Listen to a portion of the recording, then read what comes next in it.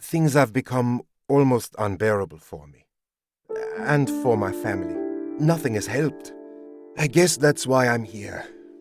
So, if I just talk about my troubles, you'll be able to use it later to help with the procedure? Seems hard to believe, but you're the experts. I think many of my issues started when I was young. So, why don't we start with my childhood days, yes? Okay, let's see. I was raised in a lovely cottage in rural Germany. We didn't have much, but my twin sister, our father and I got by.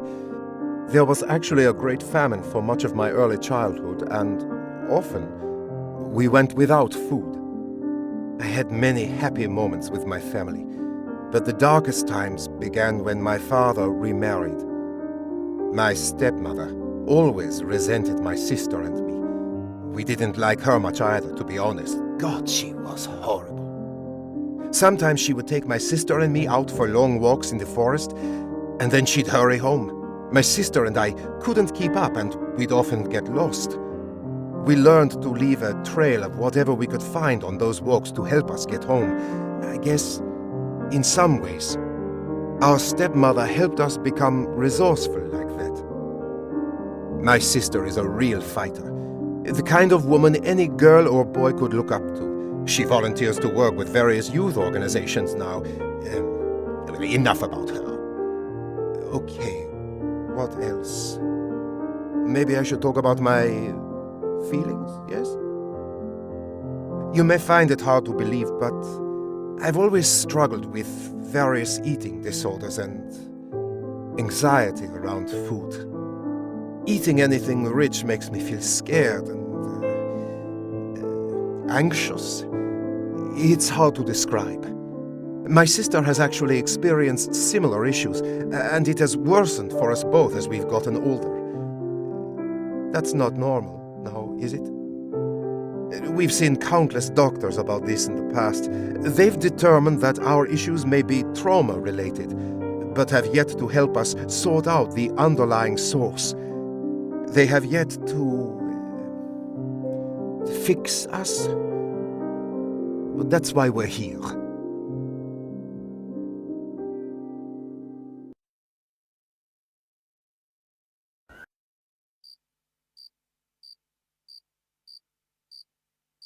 Welcome to Neuroprober Training. I am pleased to be your guide. When I'm speaking, you can always make a left trigger press motion to skip the instruction.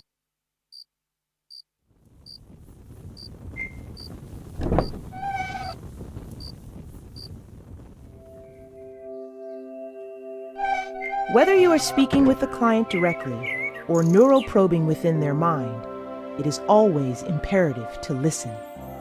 You'll find that every detail of the subconscious is trying to tell its story. In the case of our clients, it's often the forgotten story of the trauma they experienced.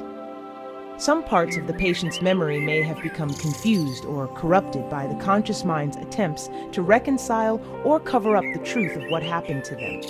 However, if you look closely and carefully in the right places, you will find that the truth will ultimately shine through. Some parts of the subconscious allow you to interact with them, while neuroprobing, make an A button motion to engage with it. Holding on to left trigger will allow you to move the item around to examine it further.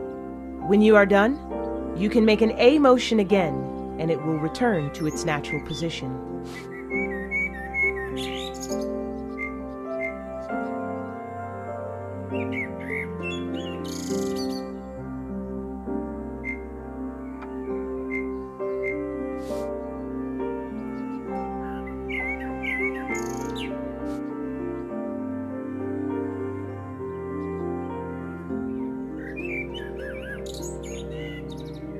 While neuroprobing, you will encounter objects that look like photographs.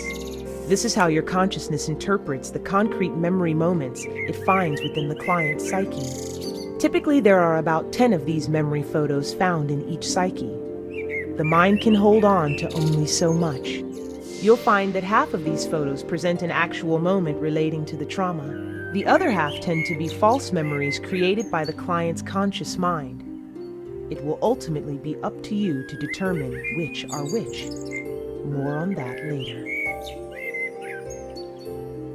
When you acknowledge a memory photo, it will surface more prominently in the client's psyche, and at that point can be found in a safe area of the mind, often where you begin within the client's mind.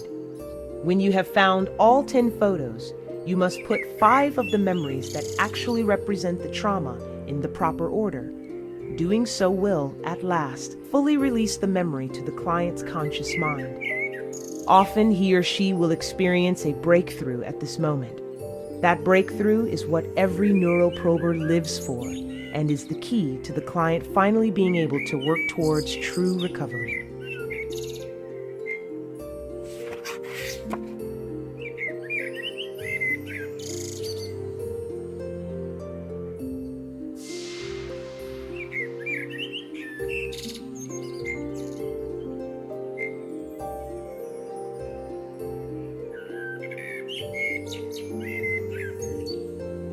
Interacting with one part of the mind can sometimes open up new areas of the psyche.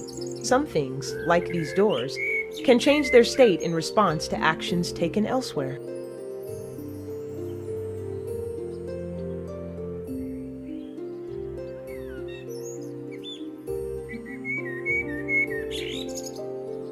The most important thing you do as a neuroprober is find and acknowledge these photos.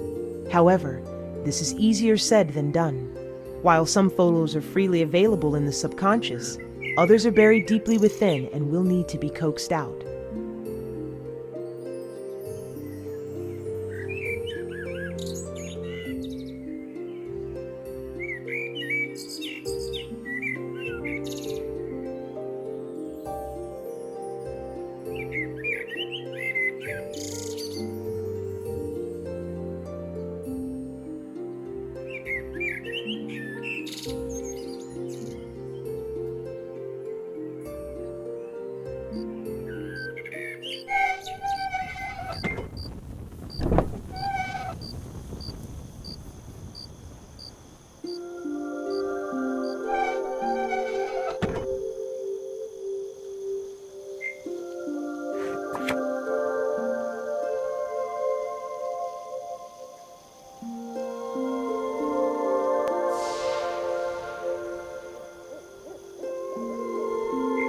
The subconscious doesn't take kindly to intruders and will take every opportunity to feed off of any sensations of anxiety or tension you offer to it. If you can, try to stay calm and peaceful, even in the face of terror. If you can calm yourself, you'll find the subconscious will calm itself too.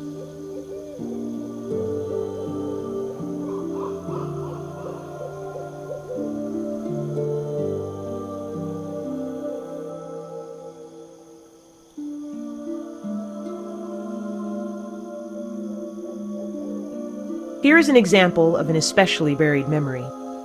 Some details of a given trauma can be especially tenacious, but by gently and cleverly listening to the clues the mind gives you, you will find all you need to work through it. Just think of it as a puzzle for you to solve. When you focus on these puzzles, make a left trigger motion if you need to break your concentration.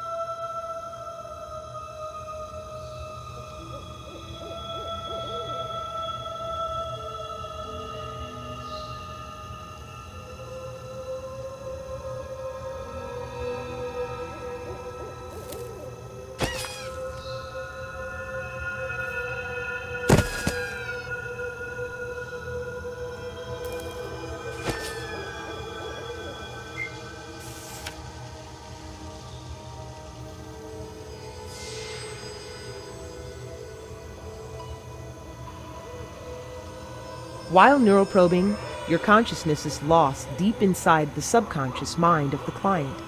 While this is a journey that you must make alone, we at the Neurostalgia Institute take the safety of our neuroprobers very seriously. If you need to access any of your neuroprober tools or pull your consciousness free, press your finger where a start button might be. This will bring up your neuroprober tools, and you can proceed as needed from there.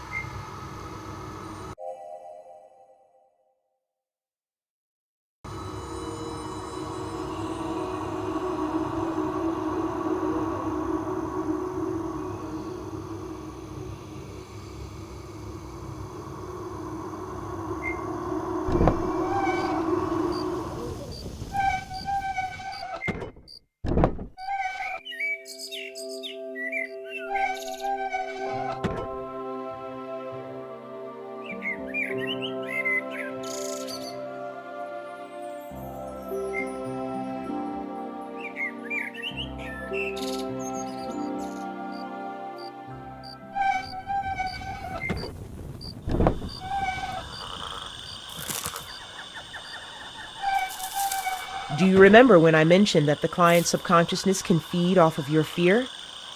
Some especially vulnerable areas can be very sensitive and dangerous.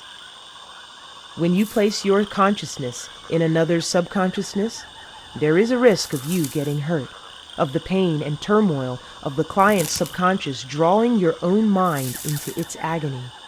You must be brave in these areas despite the risk. You must stay calm. Should you let your fears get the best of you, it will be incredibly difficult to proceed unharmed.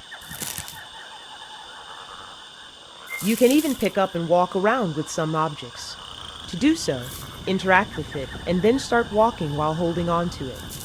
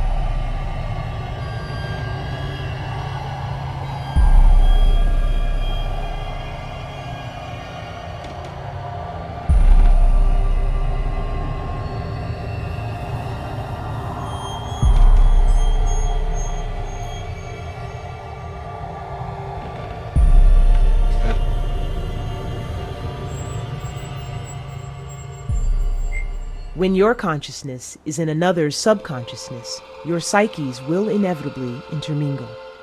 Just as the client's mind can affect you, you will see parts of yourself reflected in the mind of the client. Tread lightly and tread carefully.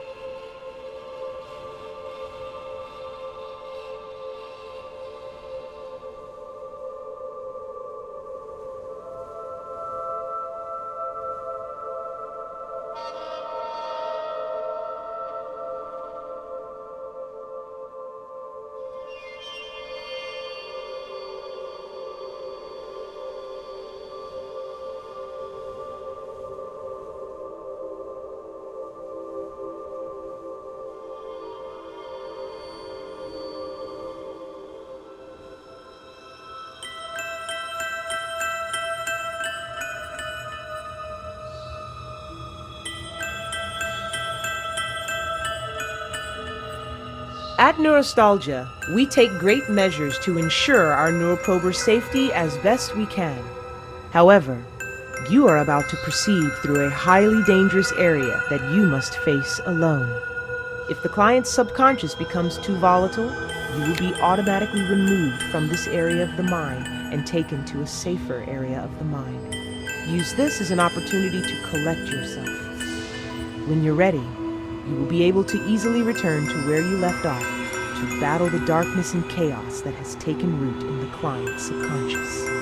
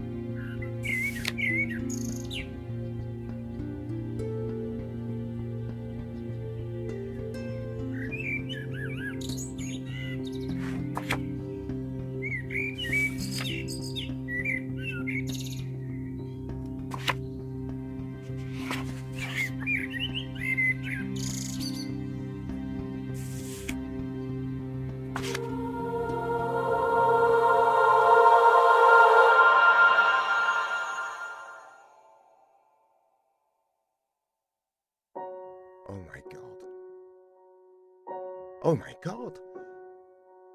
It's all rushing back to me. It's so awful, and I don't want to remember, but yes, I now know the face of my demon. My sister and I, we were taken out into the woods by my stepmother for one of her nighttime walks. We'd usually find our way back by leaving a trail of whatever we could grab before the walk, marbles, pieces of paper, even pebbles. However, one night, she took us deep, deep into the woods. We brought some bread to leave a trail of crumbs, but all the forest creatures must have eaten them. We were lost, so lost. We tried to find our way back, but it was so dark, and we were in a very strange part of the woods. We were lost for days, hungry and tired. We finally found a house and were so hopeful that someone might be able to help us. That house, though, that house was no ordinary house. It looked like candy, and there was something off about it. We shouldn't have gone in, but we did. It was a prison for lost children like us. There was a woman in the house who would fatten her prisoners up and try to eat them, and that was going to be our fate. I was first. She tricked me into getting close to the oven, and before I knew it, I was inside. If it weren't for my clever sister Gretel pulling me out in time, I would have been burned alive. We escaped that house and found our way home. After that, things started to get better. Our awful stepmother passed away, and my family came into some wealth. I guess we just forgot about those events. I mean, how could you live with those images and memories inside your mind? Then again, they were always there. The old woman still torturing us beyond memory, beyond time. However, I can now confront my past, confront this trauma. Thank you. It is better to know than not to know.